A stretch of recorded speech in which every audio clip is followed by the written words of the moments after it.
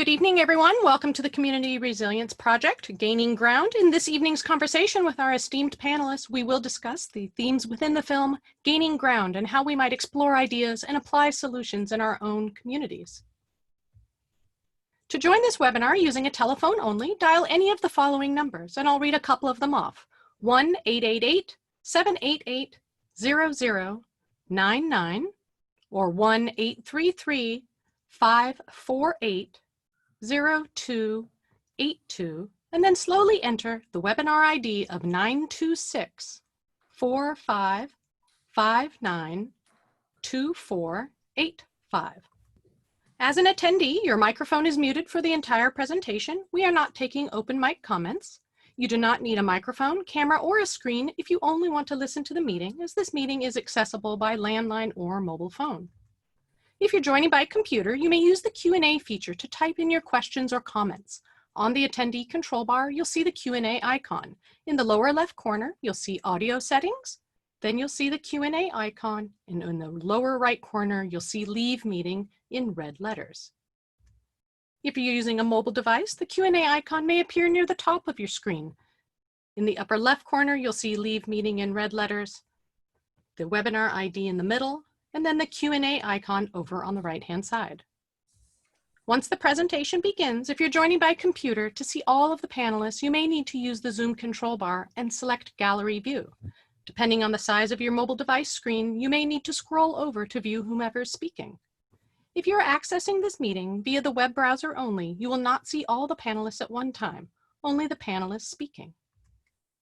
And please join us for the third program in the Community Resilience Project on August 28th at 6 p.m. when we'll discuss school and family resiliency with Dr. Faris Sabah, Superintendent of the schools at Santa Cruz County Office of Education, psychologist Suzanne Nicholas, and Lauren Fain, LMFT with Santa Cruz County Behavioral Health, focusing on children.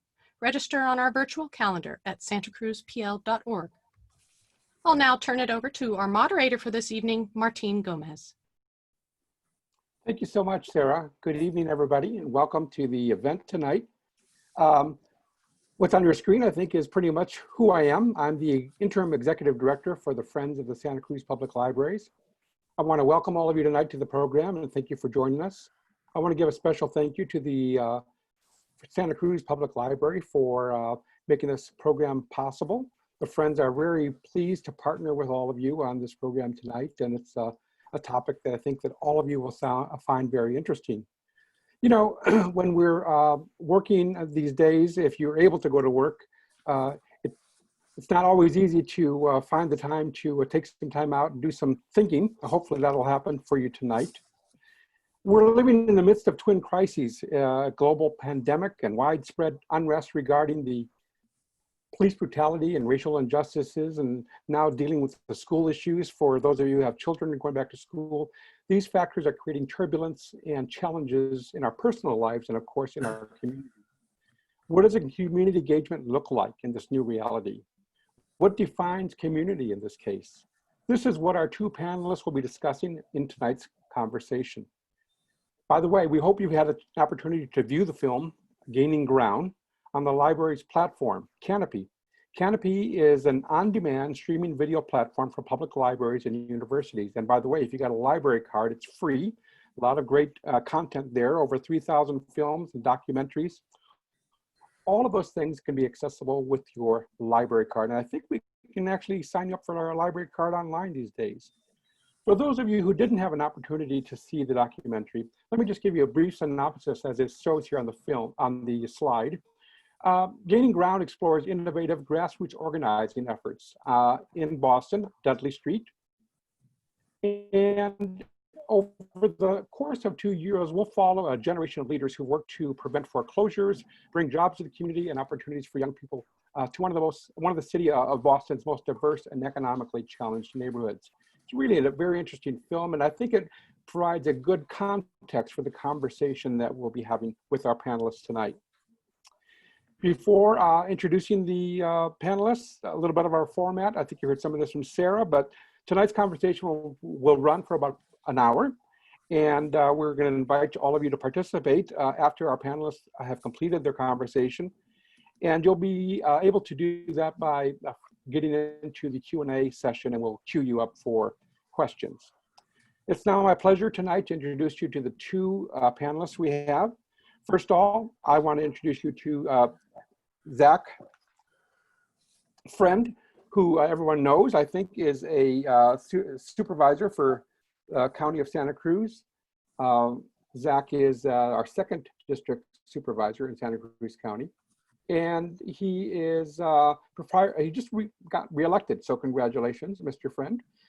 Zach worked for the White House Council of Economic Advisors, the U.S. Senate, U.S. House of Representatives, for nearly a decade with the Santa Cruz Police Department as a press information officer.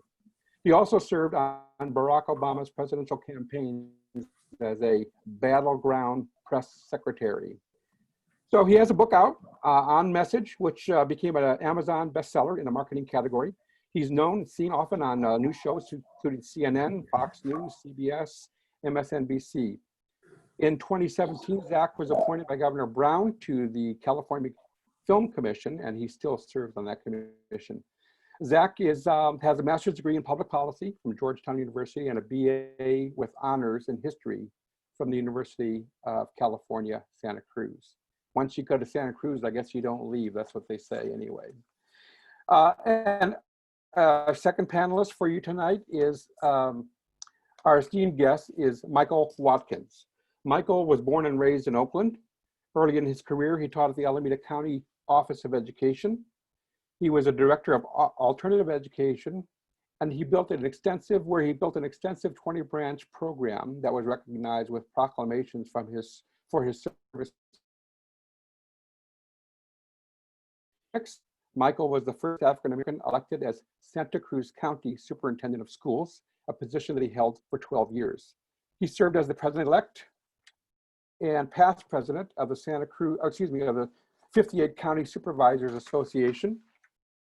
His extensive experience relates to transforming education in order to improve outcomes for students with disabilities, as well as serving to implement plans to improve student outcomes. Michael has served on a number of local and state nonprofit boards, including Youth Resources Bank, Criminal Justice Council, Prevention Council, Positive Discipline Resource Network, and many others. He's a founding member of the president of the California Association of African-American Superintendents and Administrators. Join me now to welcome our guests. And Michael, I think I'm going to hand the ball to you. I think you're going to get our conversation going. That sounds great. Thank you. And thank you for participating with this. This is my second opportunity to address the Friends of the Santa Cruz Public Library.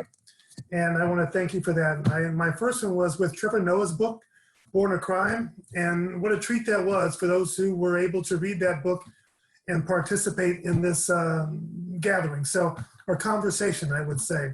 So thank you for having me back for Gaining Ground. That's an incredible documentary.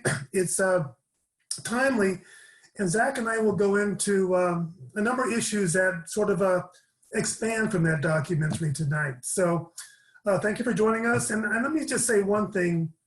Let me give you the definition of resilience: the power or ability to recover readily from illness, depression, adversity. And I think this is the power to recover from adversity with this documentary here today. And so even though we will splinter off into other topics, Black Lives Matter, preventative policing, but today we're going to talk about the book, but you'll all have an opportunity to go in the chat room and also give your comments or questions, because we're not going to talk for an hour. We are going to engage you as we move along with this conversation. So thank you so much for being here.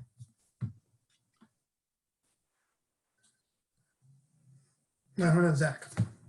Great, thank you, Michael, for that. And I do want to emphasize a point that Michael had raised, that we hope that you are very active with the questions so that we can make sure that we make this a dialogue, which is really a Santa Cruz County tradition to have that kind of dialogue. I found this documentary to be pretty fascinating, and actually I saw a lot of interesting parallels to the things that are going on in our community today, even though this is nearly a decade old in many respects. And I think that one of the key things, Michael, that the documentary really speaks to, by the way, and the fact that we've got so many people participating tonight, which is how remarkable community we live in, is this element of what is a healthy form of community engagement and civic engagement, right? I mean, clearly this was an underinvested community outside of Boston there that needed a group of community leaders to step up and say that something needs to change. I mean, not just the blight, not just the lack of investment, but clearly a systemic situation that needed to be undone. And they did that. They did exactly that. But what I thought was interesting was different people played different roles, right? I mean, I think that one of the elements of civic engagement is that some people feel that you can only be an elected official to really be able to do something, or you can only work in government to really be able to do something. And here what you saw was that overwhelmingly this was all neighborhood based. There wasn't, I mean, eventually somebody within the film does run for office and has some success, but the change occurred well before that time. And so I think a thing to kick off here, Michael, would be just a quick discussion on what you view as, and what I would see too, as a healthy form of community engagement, what you've seen work in some of the communities that you've worked in, both in Oakland and here, and how you would think, if you were right now trying to effectuate change in our county, what advice you would give to people to help. I think we're at a transformational time right now in history. I mean, I really do believe that. And so how do you harness that in a productive way and not allow ourselves to just get caught up in the moment without actually effectuating that change? One thing I enjoyed about the movie is the way that they engage youth. I think what they said was 40% of that population was under 19 years of age. And what they did was they had mentors and they engaged them in the whole in the democratic process. What you're seeing today is a different change. I think that if you look at, well, you have to go back historically. Let me back up a bit. If you do research on housing in America, you see that many of the white folks accumulated wealth through their properties, and Black folks were unable to accumulate that wealth. So what you see with the initiative here in Boston was an opportunity for Blacks to at least participate in housing and in that system. But it goes back hundreds of years, Zach, and it's not going to remedy the injustices that are 300 years old. And I was thinking about that land trust today. When you talk about the land trust and how that would prevent gentrification. But if you look at basically white wealth, it was accumulated through property. And so here they are in these houses, they don't own the property. It prevents gentrification, but it doesn't allow for accumulation of wealth to some degree. So there's a lot to be learned from this documentary, absolutely. I mean, so you've got, from a local policy perspective then, right? How would you, we have one of the highest poverty rates in the state when you factor in cost of living. During certain economic downturns, we have a higher unemployment rate because of the types of jobs we have in our county, right? Disproportionately agricultural and tourism based, lower wage earners living in one of the highest cost of living areas in the United States. How do you then harness the current energy, Michael, right? I mean, to actually change this trajectory fundamentally for people in a productive way. I mean, I think what you've got now is you have the community and policymakers aligned and saying something needs to change. Now, the question is, how do you do it and how do you do it effectively? I mean, so you're talking about housing and housing and wealth accumulation. I mean, the average home here costs over $750,000. So I don't really know how you, if housing's the fundamental thing, should that be the thing that we're working on our activism toward, is ensuring a justice in housing policy and some sort of affordable housing development? Or what would you suggest for people that are watching tonight that as far as getting involved in something that could really make a difference? Well, it's a couple things. You know, I was a beneficiary of affirmative action way back in the 60s, okay? Early 70s. And then they came along legislation and then basically affirmative action was an attempt to assess the damages, and provide reparations for those who were harmed. And it never really happened. I mean, and then it was repealed, but there's an initiative on the ballot now about affirmative action to repeal the one that repealed affirmative action. So it's really a long history of injustices that's not going to happen overnight, Zach. There are a number of ways we can address this. And I think that, people talk about reparations, and some cities and some counties and some states are dealing with reparations. But when you have 300 years of oppression, and we'll talk about predictive policing later on, and it's a challenge. It really is a challenge. I think whatever incremental steps we can make to right some of the wrongs this country has been involved with is a step in the right direction. I'll give you one more example, which is sort of contemporary with the Black Lives Matter movement. If you read about the Black Lives Matter movement, which started with George Floyd, with just great, but now it's being co-opted by white supremacists who infiltrate these demonstrations and cause damage. So it's very difficult for Black folks, man, to really make inroads without some subversive activity. Well, I mean, you're raising some important points, and something I was thinking about was, in the film, for example, there was disagreement even among the community about whether this Kroc Center, for example, this community center should even be built. The costs of membership were too high. The religious associations there were concerns with. The fact that nobody was from the community that was coming in to build it, which was something that they worked to remedy. In essence, the community was being told what was best for them without the community being able to judge what was best for the community and help build it out that way, right?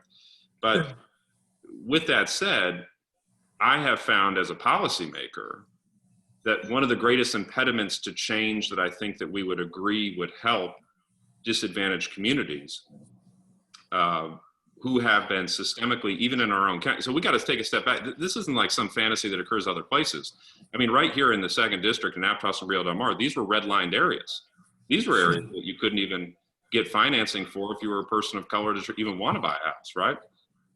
That's not that old. We're talking about in the last 30 years, right? 30, 40 years. Absolutely. So there's legacies in this own community, but then you have land use policies that pushed all the affordable housing into the southern portion of the county, right? So that those with the lowest wages have the longest commutes to jobs, and you can see where this continues to build, right? But some of the greatest impediments to building that are actually people that claim to be allies of these movements. I mean, so when you think about those that are standing up against affordable housing development, generally speaking, I think they'd be ideologically aligned in things like ensuring that there's equality, ensuring that there's affordable housing in general. But then there's I didn't mean it in this location. I meant it in what would be a quote unquote proper location. So I think if you're going to pull back the Band-Aid, right, I think there has to be self-reflection all the way across to say, even if I think I'm aligned with a social justice movement, you got to show it in your willingness to accept some of the policy changes that may make people uncomfortable. That's a difficult conversation to have, because there's always a good reason why something shouldn't occur in a suburban single-family neighborhood. I mean, put frankly. So how then, if we have a moment in time where we kind of have a lightning in a bottle time, do we harness that, Michael, to actually start this change? I think that there's got to be like a 6-month thing that you can do right away, a 1 to 3 year policy, and then a 5-year thing where we can actually do stuff. What you're saying is we can't remedy 300 years immediately, but some activists are gonna say, well, what you're doing isn't enough. They want immediate change. It's not a victory if you have incremental change, even if that incremental change can be great over time.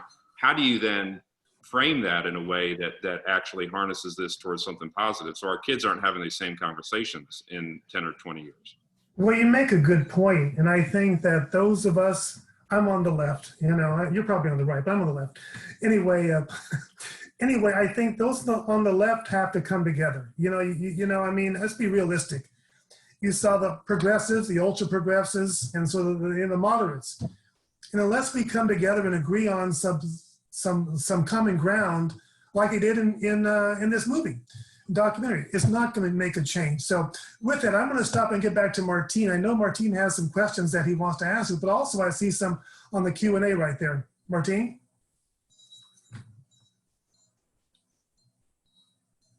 You're muted, Martín.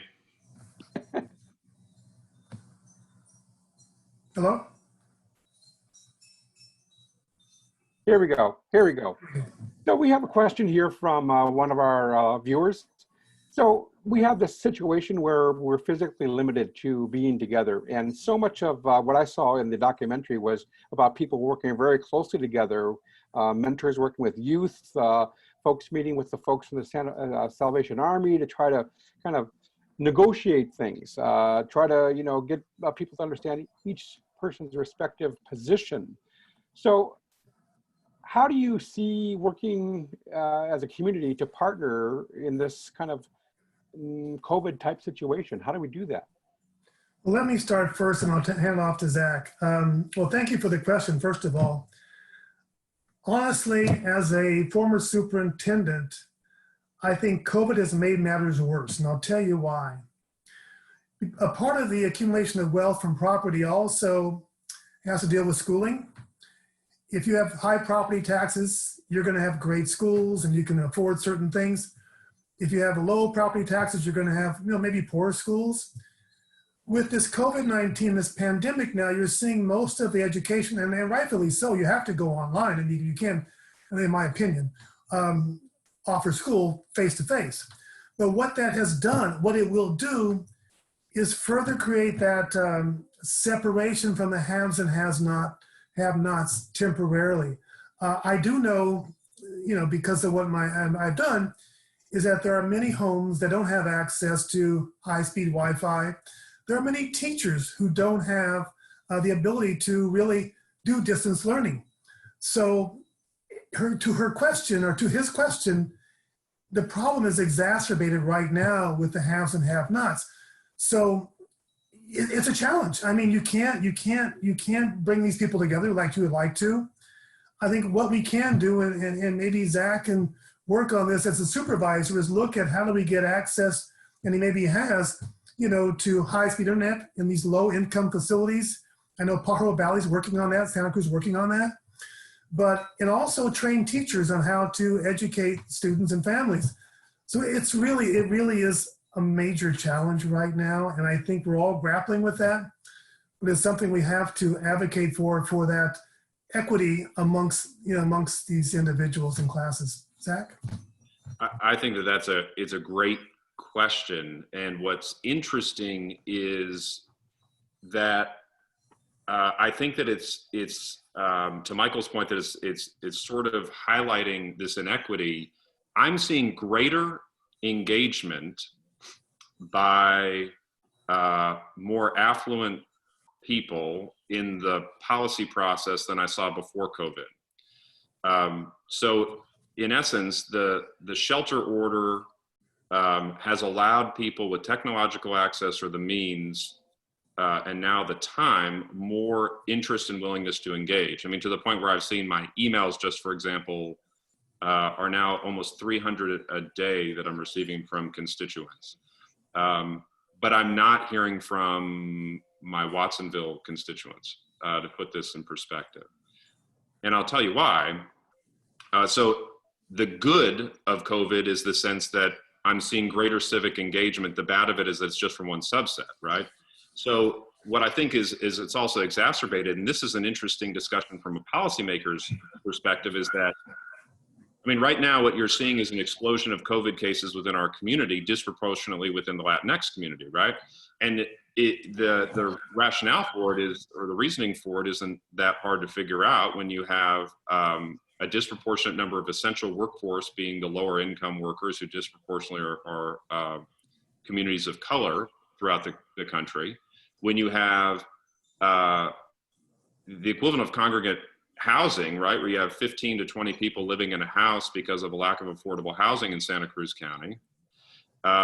These are the challenges that are really being exacerbated. So to Michael's point, and so when you're making a decision about do you open up the economy or close the economy, what's interesting about it is that I can work from home.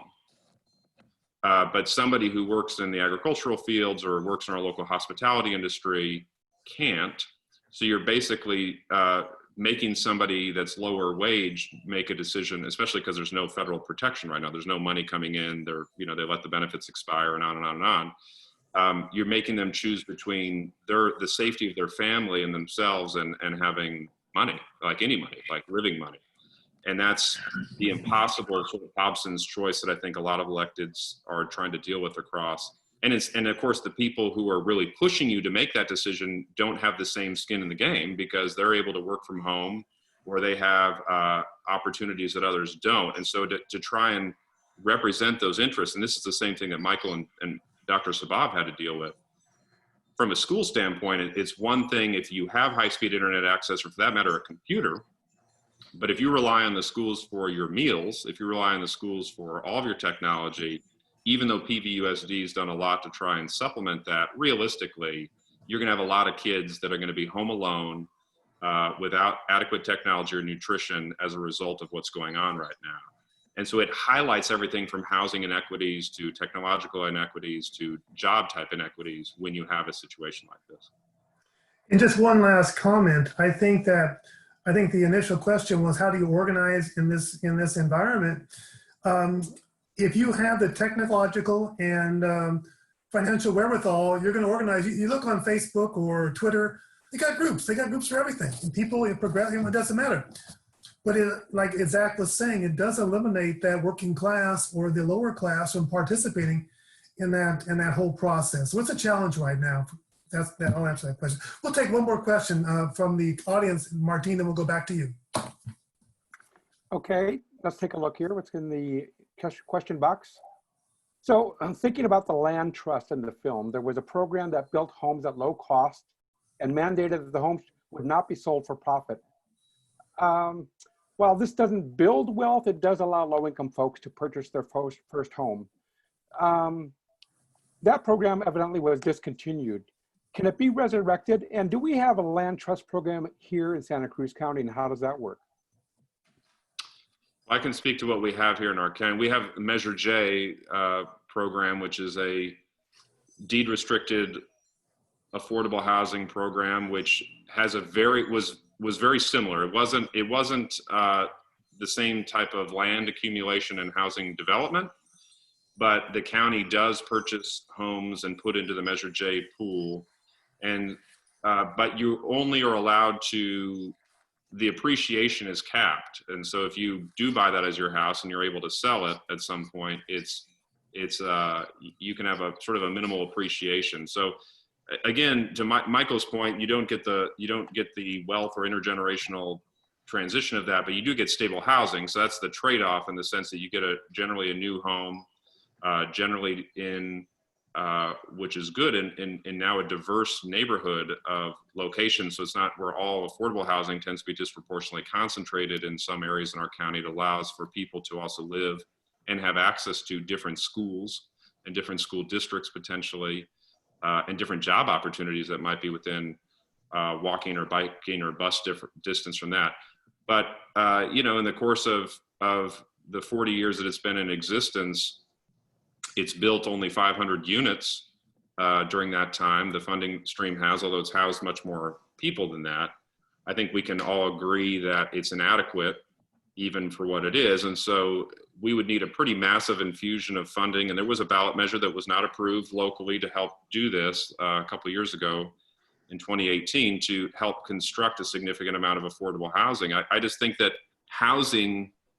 affordable housing for whatever reason is a hot button issue where people generally support it. And actually, as far as polling goes, it tends to be one of the most, is viewed as one of the biggest issues, that and homelessness, and they go hand in hand. But the support of where they will actually go, multifamily affordable housing in your neighborhood is once the rubber meets the road, it's much harder to actually site these locations and make these happen. By the way, from the siting to financing to development, I mean, we're talking multiple years anyway to actually make a difference. So if you really wanted to go at it, it would be action now and a significant amount of it. I mean, we're talking about 10,000 new units that would probably need to be built locally. Martín, why don't we go back to you with maybe the third question? Okay. Well, actually, this is a question for Zach. Okay. Person says, thank you for doing this. Affluent people care about poor people, but the fact that most affordable housing projects are shot down, as you just mentioned, the corridor plan is mentioned here, are only approved in South County. What parallels do you see between Dudley Street and the Santa Cruz County? Well, the thing I see lacking in Santa Cruz County is that coalition. There isn't really, I mean, you have affordable housing now, you have Housing Matters, you have MBEP, you have COPA. So there's these organizations, these disparate organizations that get involved in housing development in an episodic way. But there isn't a community-based organization saying, we're going to go to bat to ensure that this kind of stuff is not just actually built, but actually funded. I mean, they were advocating directly on the legislative side for funding and the private or nonprofit side for financing. So I know you asked, the question was what the parallels are, but actually I think one of the biggest missing aspects is a coalition of support. When it comes to any housing development project, in the 8 years I've been on the Board of Supervisors, it's very hard to point to supporters. It's pretty easy to support to detractors. Now, that shouldn't matter from an elected official standpoint. You should still do whatever's right, but it does generally shape the process when staff are only hearing from one set of people, when the Planning Commission and the Board of Supervisors are only hearing, and even developers are only hearing from one set of people, and they're concerned about litigation from CEQA means that will add 2 years to the project and a couple $1 million. So, you know, there's a lot of facets here, but in Santa Cruz County, I think that we have to acknowledge, and I wasn't questioning whether progressive people support programs and policies that benefit poor people. My point being is that it tends to be the same people that are actually against these projects. So that's where I'm trying to wonder where that disconnect is, right? I mean, it's cool if we're voting for progressive people throughout the county to represent us, but when you're still going to them and saying under environmental grounds or whatever it may be that you don't want any affordable housing in this neighborhood, I feel like at the end of the day, it didn't make a difference. So you could have had anybody in there at that point. And so if you're really willing to stand up for those changes, I think we gotta be willing to do some things that historically have been uncomfortable. This county has had very strict height limits that were a part of redlining. We've had redlining in general about that say where things can be built. We did single family zoning throughout a lot of areas to ensure that there not be development. We wouldn't allow sewer extension into certain areas to ensure there wasn't additional development. We did some things right, like we had ag land protection measures that I think are the right thing. But the covenant then, in exchange for those environmental protections, is a much greater intensification within the urban core that people don't allow. I mean, so you can't have both of those things, or you're going to have what we have, which is a massive inequity within our county, great poverty rates, and people commuting further and further for jobs that pay less and less. So that is something I think that we can't change in a year, but you can shift this for the next generation, I think, if there was community consensus around what that would look like. Well, back to Dudley Street, I think that what they had was the Salvation Army and the Kroc Family Foundation, which was a wonderful basis for the community to come together. I think because of the wealth is so concentrated at a higher level, others have to step up in that bracket, that 1 or 2% bracket, have to reinvest those monies into the community, as the Kroc family did, as the Salvation Army did. That was a pivotal foundation for the community to get involved. And so I see that if the private sector with the wealth doesn't get involved, the city, county, and state and federal governments cannot solve the problem alone. I'm going to ask you, either one of you, so I've grown up in large urban centers, born in Chicago, lived in Brooklyn, lived in LA, lived in Oakland. And one of the things that struck me about the Boston movie was that the leadership was within a community within South Boston, right? The Dudley Street neighborhood.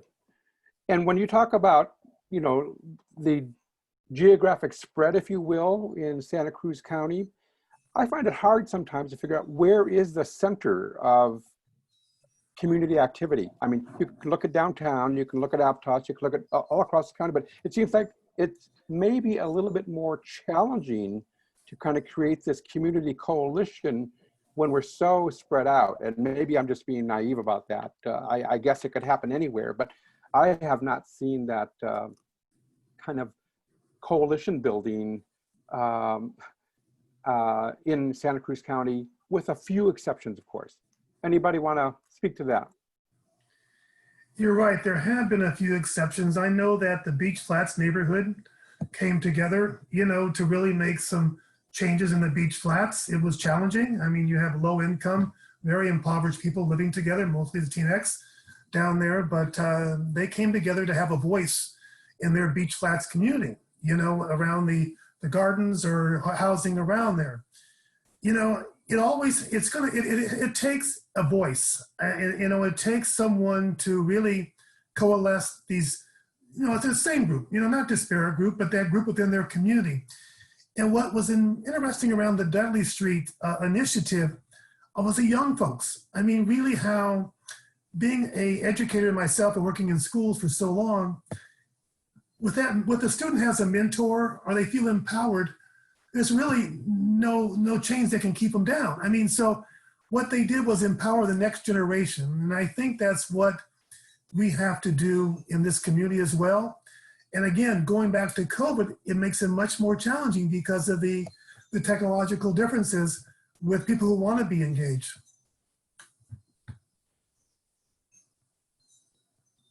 We have a question from somebody about whether or not these peaceful protests that we see around the country, some of them, is that the same as the civic engagement? Well, hey, I'll start.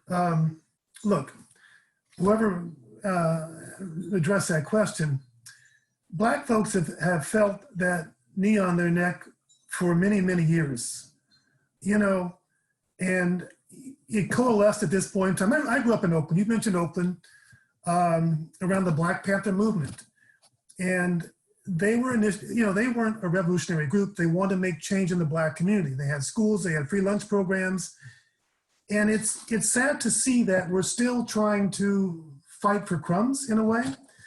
And so, but this movement has enlightened some folks. You do see a lot of folks who didn't really understand the peril of a Black man walking down the street, looking behind his back because he doesn't want to get stopped for driving his car, driving while Black. You saw that video with Amy Cooper in New York. Most of you have seen that with Amy Cooper. Google if you haven't seen it. Calling the police on a Black man because the Black person asked her to leash her dog. And it was frightening as a Black man because the police come, the first thing you think, I'm going to get shot. So I do believe we're making progress, and I think that it has enlightened a part of this world or this community, the world, because you saw the demonstrations happening all across Europe, all across this country. And I think those are for people who've been oppressed and marginalized, and we want to make a change. What do you think, Zach? I think they're making a difference because we're having a conversation about it right now. I mean, I think that just a couple of years ago, the Me Too movement catalyzed a very and long needed conversation around equality for women and the way that women are treated in the workforce.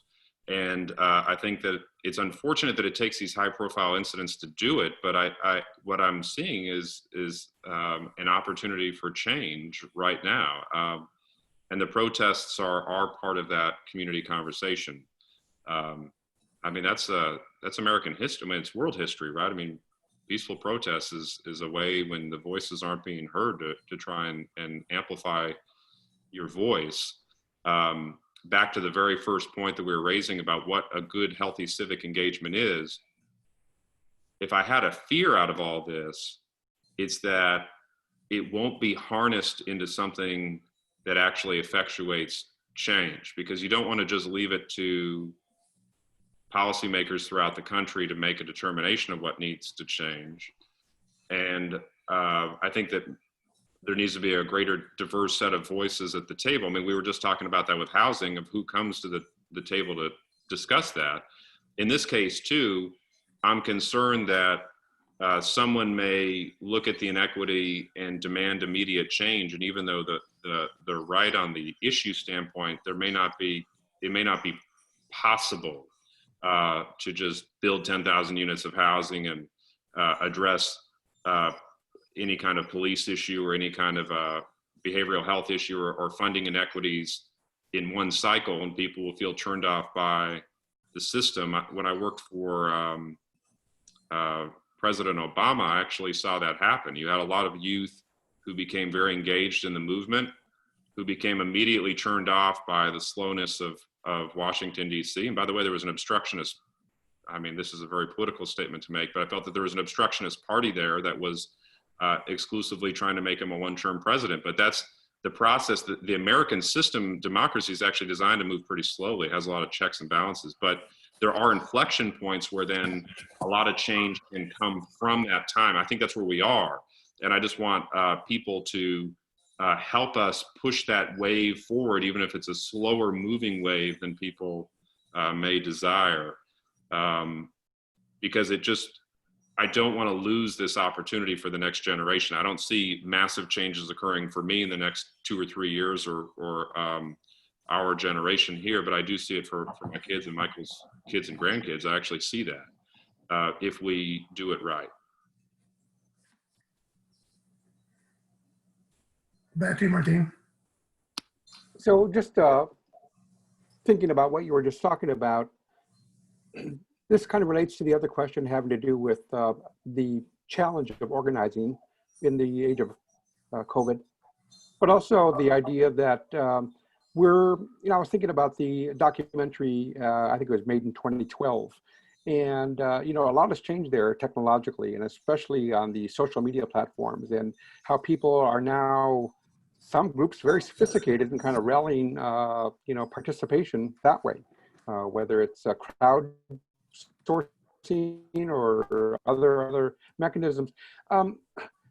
Any thoughts about how we could actually get more community engagement, if you will, more civic engagement through the use of technology?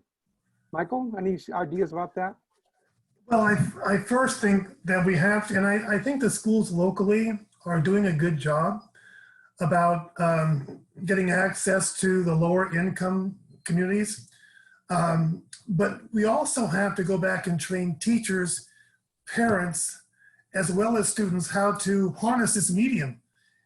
It's probably the new medium for the next year, give or take, Again, the more affluent population had access to this. They worked at home for the last 5 years or 2 years, 3 years. So it wasn't a problem for them.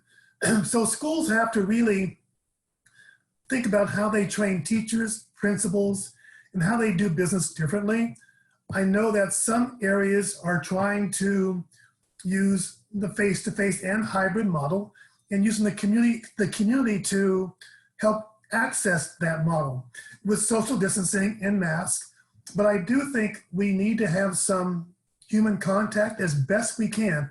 I'm not clearly advocating for school reopening right now. That's not my deal. But I do think if we can have some social distancing, mask, where these families who have had difficult time understanding this process and accessing it, and how we help them through that this new medium, I think that will help the marginalized communities address the inequities in education for their sons and daughters. And believe me, if we don't, that education gap is just going to widen. And because students aren't in school, special needs students aren't getting the access they need right now. So we really need to address local educators and educators across the state to really provide services in a much more meaningful way for that population.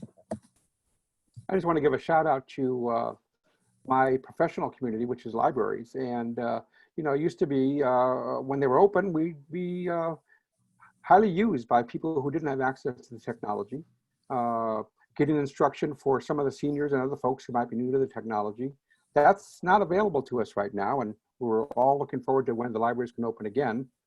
In the meantime, you know, the whole idea of information literacy, digital literacy around the whole, you know, as you're saying, Michael, I think the schools and the teachers, you know, have a great opportunity to help kind of engage that next level of civic participants. Without locations, without schools, without teachers, without the availability of the technology at home, it makes it quite a challenge. Are we, Zach, are we losing a generation here because of this situation we're going through health-wise?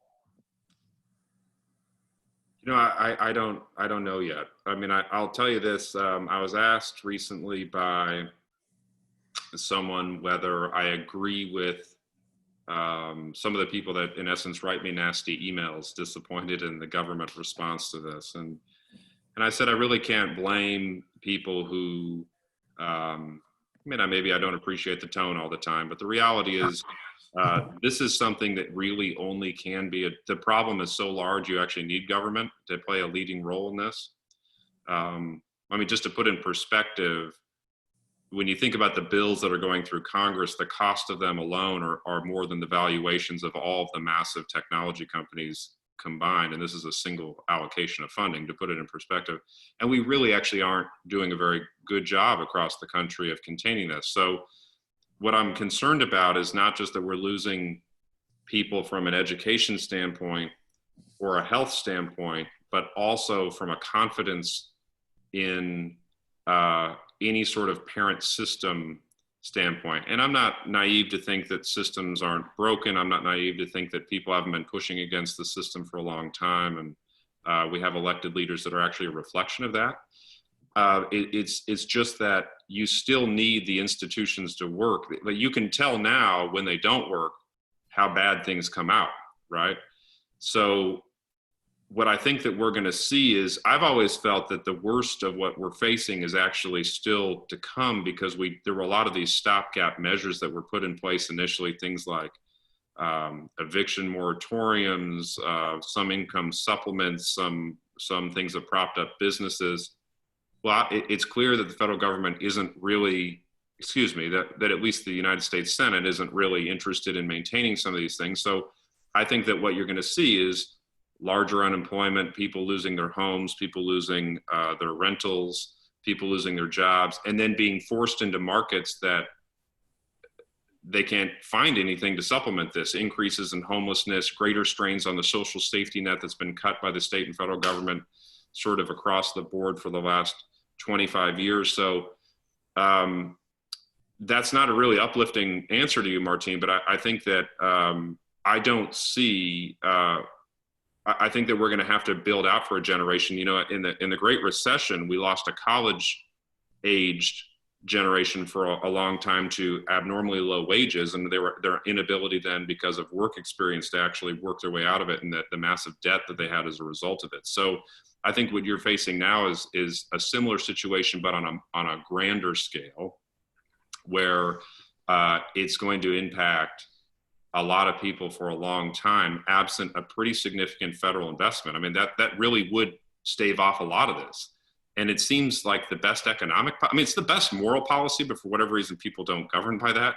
But at a minimum, it's the best economic move. And yet I don't see that currently happening in the discussions that are even occurring right now as this is being recorded in DC. Going back to Dudley Street, and I really want to compliment the private investment in that particular housing project, you know. So I want to emphasize the need for, if we're going to solve this problem, there has to be that private investment as it was in Boston. You have some questions, Martín? I see a number of questions on there. Yep. So we have a question about maybe there's a opportunity in this crisis, and part of that might be an opportunity to create better paying jobs in the county. Could we reinvent some of the training programs or the trade schools, bring them back to help us in that area? I'm not sure what areas would be the most salient, but certainly technology seems to be a high profile opportunity for folks. What are we doing about creating better paying jobs in the county? Well, Zach? let me just, I'll say around education. When I was superintendent, I fought very hard to maintain the integrity of the career technical education programs, because what they did was provide opportunities for, it could be a hairdresser, it could be a physician assistant, a carpenter's assistant, a marine biologist, whatever it may be. And Governor Brown, maybe 5 years ago now, really messed with that whole model. And so what I see as a problem right now, and I will continue to voice this concern, as an advocate for career technical education for high school and community college students, that we need to really reinvest that. It's just a great pathway for them to earn skills, get a high wage job in this community.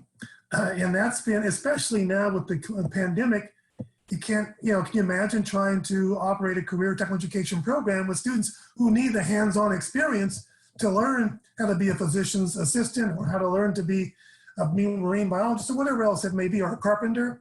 So I do see that disparity sort of growing. But I think once this is over, we need to go back to provide career pathways for those students who don't want to go to college, who can't go to college, or because of the situation, love other things that they need to do.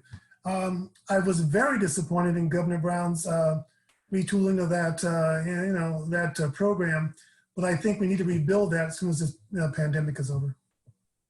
Because I saw firsthand how it helped out many students and many families to gain access even to middle class. I don't care if you're a hairdresser, or like I mentioned, or a carpenter, you had to start somewhere, and this was that beginning that they gave them.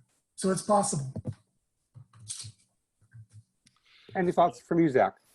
Well, Michael spoke to it in a much better way than I could, but I'm going to speak to it in a way that doesn't deal with education, which is that we actually don't have the infrastructure locally to be able to support some of these jobs, the technological side, that are higher paying.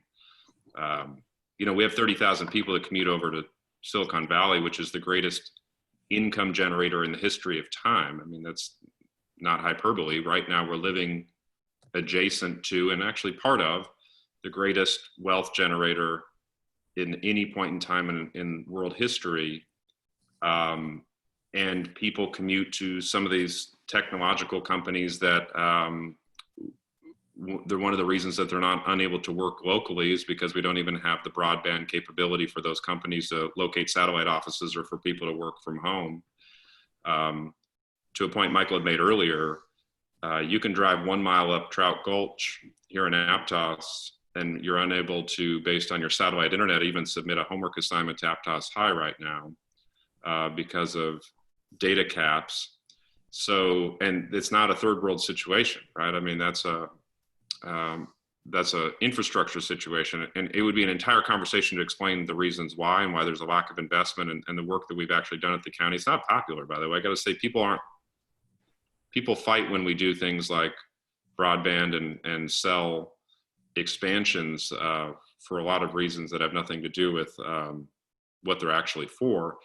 But in the case of establishing higher paid local jobs, there are pipeline organizations, not just COE, as Michael was talking about, but Digital Nest in Watsonville is an outstanding organization that does these kinds of training for jobs. But at the end of the day, you need to have a local economy that's built along more around that, not just on a tourism and ag. Now, ag could be ag tech, by the way, and there's options, but how, right? I mean, you actually have to create that infrastructure for that to exist, and right now it doesn't exist. The only thing I would add, in parallel to gaining ground, what those young adults had in that documentary was access to mentors.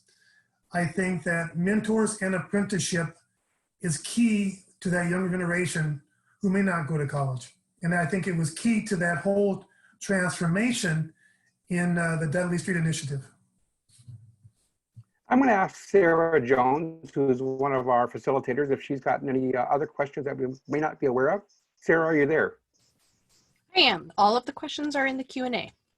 Okay, So do you we have have some, questions there, Martin? I do. We have somebody here who, Zach, they said they've been on your planning commission or currently on your planning commission and talked about the real split in Santa Cruz County between high income households and lower income households. And on top of that, seeing the spillover from Silicon Valley, which was just mentioned a moment ago, people going over Highway 17.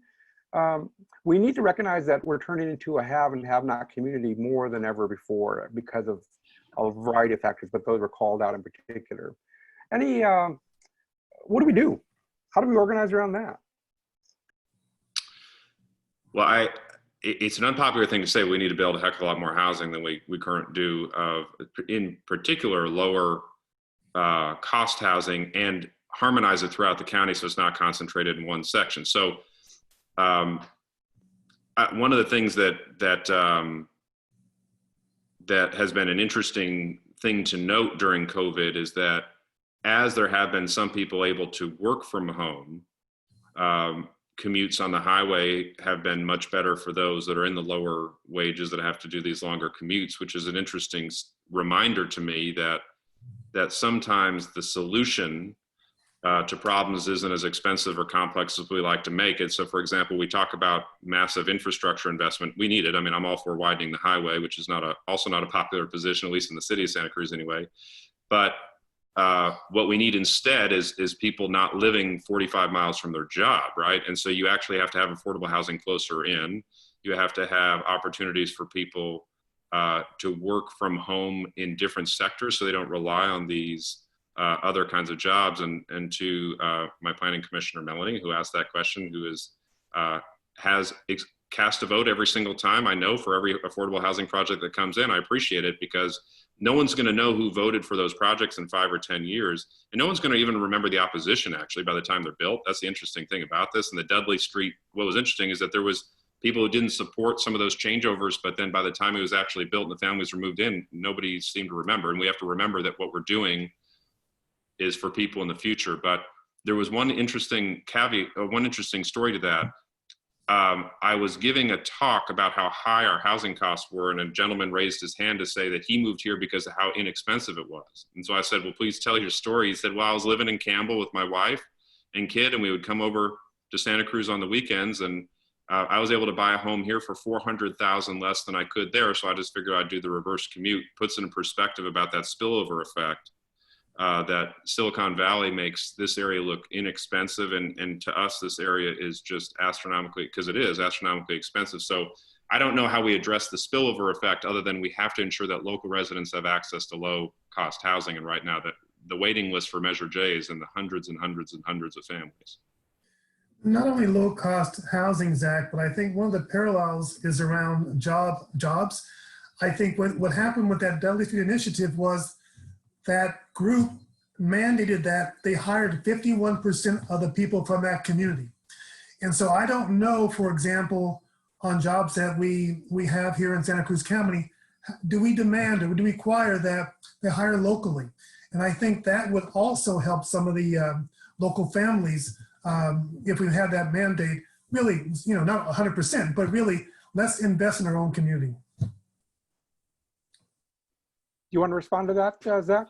Yeah, I mean, so local communities, and I think the COE has the same thing as a local purchase preference that actually gives, at least on the purchasing side, an advantage to local communities and businesses. But I'll say on the construction side, other than project labor agreements where you guarantee a certain amount of pay and working conditions, the trades aren't based here. So one of the challenges is if you're going to have a unionized job, which is something that you want from a workforce standpoint, you might be bringing in people from Gilroy or San Benito County or other places to do that job. So there isn't.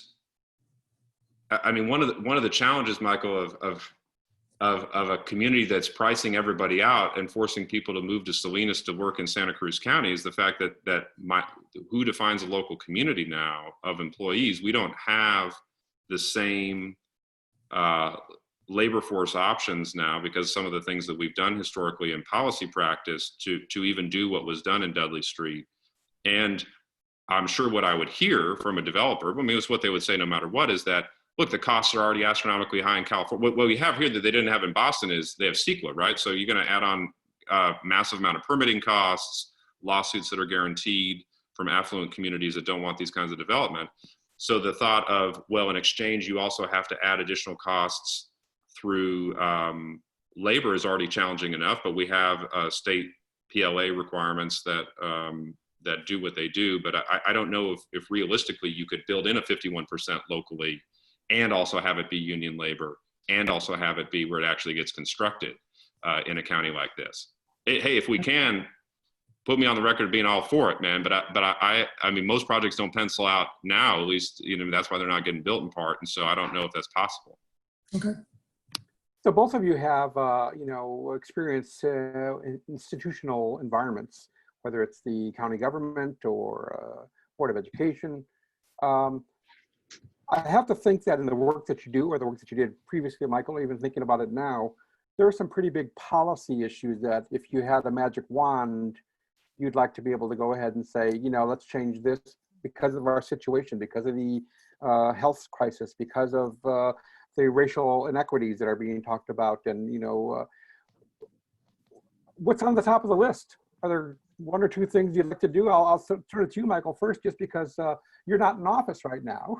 Right. It might be a little easier for you to give us your top three. Well, I did slam Governor Brown earlier around career technical education, but I will give him some kudos around his initiative on local control funding for public education. And what that did was provide a higher concentration of dollars for a certain impoverished population, okay? And so it tried to equalize some of the imbalance in public education from the high rent districts to the low poverty, low mortgage districts. So I do think that as we talk about moving forward, we have to look at equalizers. As I mentioned earlier in the conversation, I know it's going to be on the ballot. I know it's been discussed about affirmative action, about reparations.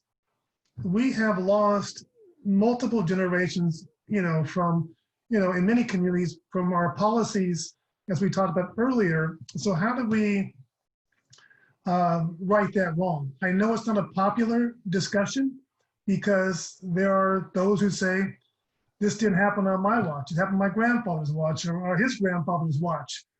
But that doesn't change the environment that we're living in today. So that would be one thing that I would really champion, how we sort of right those wrongs around that. I think Zach talked about earlier with the technology piece. I think we have to balance and really try to have access or get access to these lower income families or middle income families who don't have access to technology. And how do we improve that structure for them? You also have to look at childcare, the whole panoply of issues that prevent working class families from moving up the ladder or getting housing. And I think that would be childcare and health opportunities. You know, you see now with the layoffs, you hear that many of the companies are only giving their employees that they lay off maybe another month or two of, you know, of health insurance. So as Zach mentioned, the rubber's going to meet the road shortly. But I think those are some ways that I would really try to invest in to help those lower income families, give them support. We don't want to create another homeless generation. I mean, we've already dealt miserably with the homeless situation. I'm not pointing any fingers at any elected people, superintendent, supervisor, anyway. But we have to really, we don't want to create another generation of homelessness. We can't afford that in this community or any community. Zach. I mean, a lot of the stuff Michael talked about is a federal sort of discussion, and I agree. Meeting on the child care side, which could be a state discussion, but specifically at the local level, within the realistic constraints of what you can do locally. Remembering that from a county budget perspective, about half of what we do are state and federal mandates. They're generally not fully funded, just like the education system, but we still are required to do these things. And so within the other half that we can actually invest some stuff, what should we do? I think the I believe that the number one issue is housing. I really, really do. When Michael talks about homelessness, that it's a lot cheaper to keep somebody in housing than it is to put them back into housing.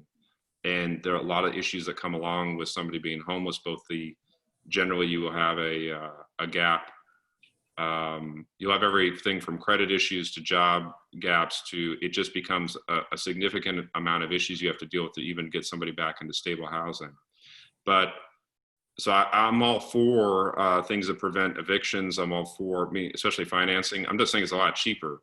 It's akin to making sure that you retain, your best talent before you bring in other people. We got to protect the people within our community that before we lose them into that situation. So housing to me is, you got to build more, you got to produce more, you got to preserve the stock that you have, and you have to protect those that are within it that could be vulnerable.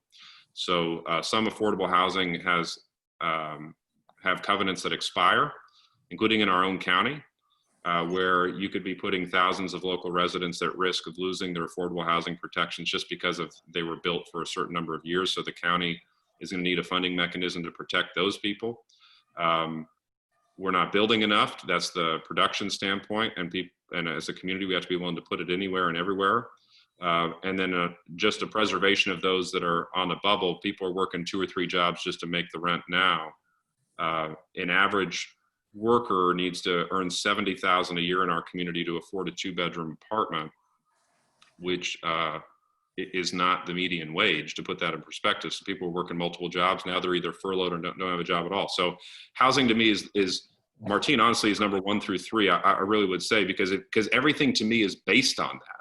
If you don't have stable housing, a lot of this is kind of a pointless conversation. If you're homeless, as Michael had to deal with so much with the local education system, your ability to find food, your ability to actually focus in school and all these things, it's not the same as it would be if you have a stable housing situation. So I feel like if our county could if our state could turn around the housing situation, a lot of other issues would be more easily addressed. Along with the housing issue, Zach, I would mention that the income that many of these middle class and lower class families get, the predominance is going to housing.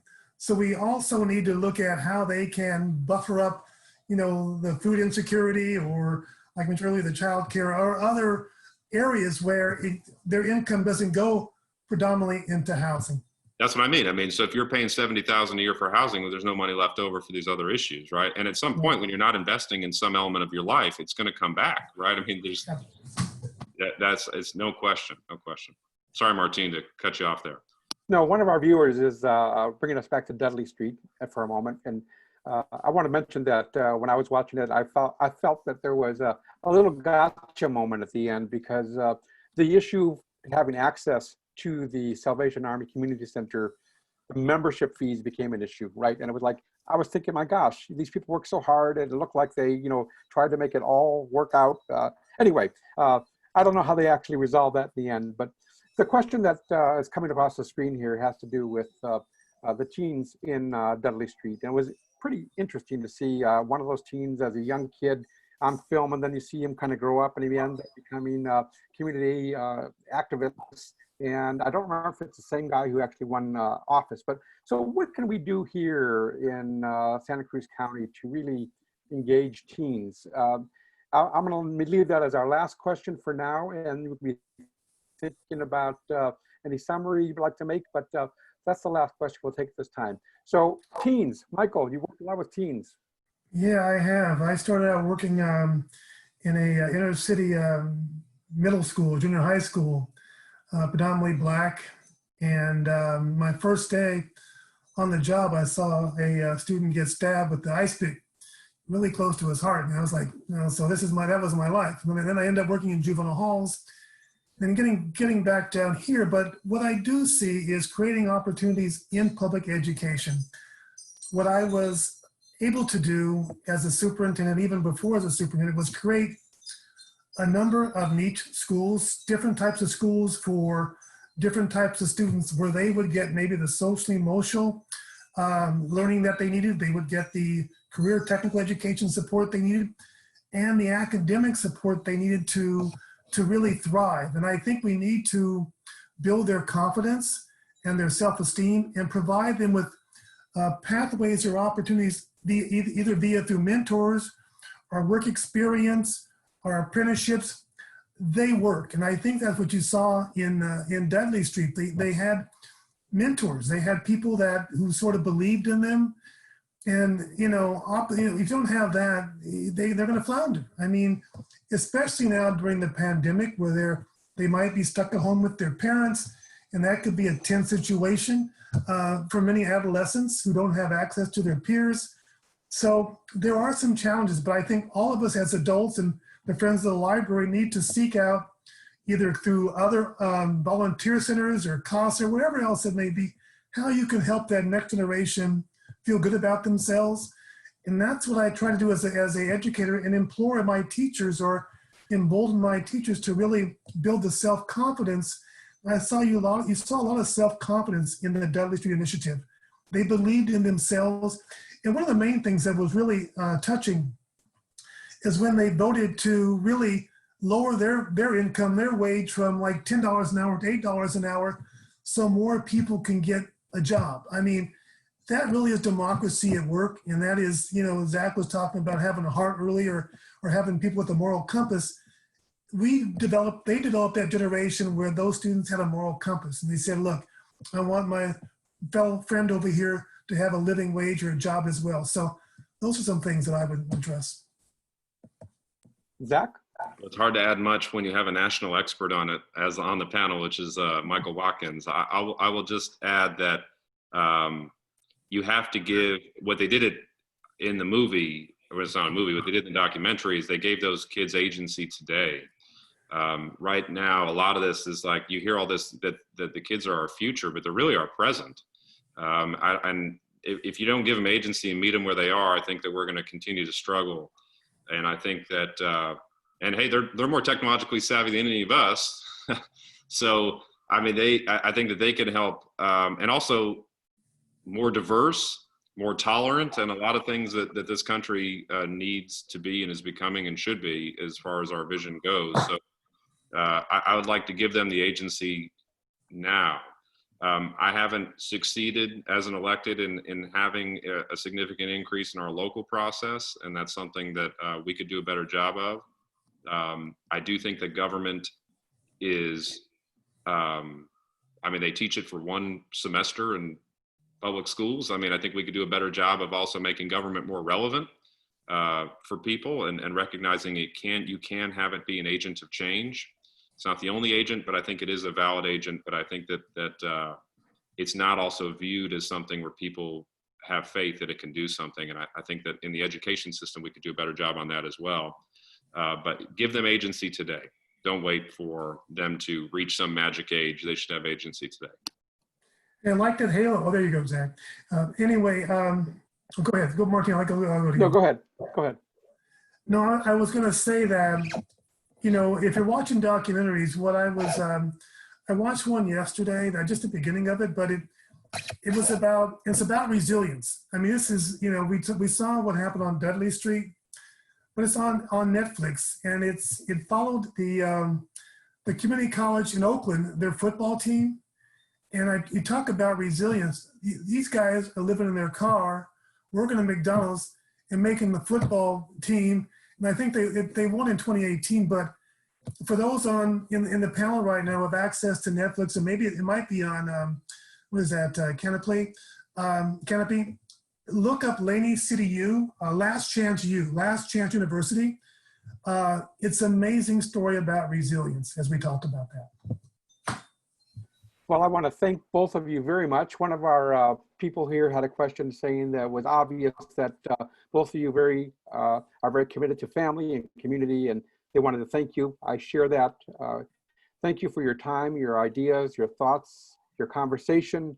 Hopefully people will leave this session thinking more about what they can do to help build community, to help become more engaged.